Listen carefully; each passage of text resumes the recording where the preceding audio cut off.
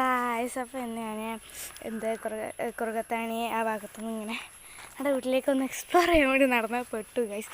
ഈ ഒരു കയറ്റം കയറി നമ്മൾ എടുത്തു. ഞാനും എൻ്റെ ഉമ്മച്ചിയുണ്ട്. അപ്പോൾ അതിലുള്ള വഴികളൊക്കെ ഞങ്ങൾക്ക് കാണിച്ചു തരാൻ വിചാരിച്ചു.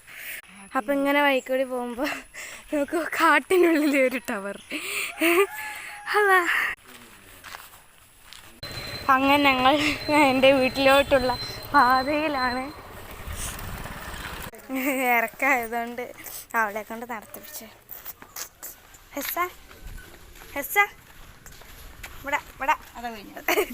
ഇതാണ് ഞങ്ങളുടെ കുടിവെള്ള പദ്ധതിയുടെ ബിൽഡിങ്.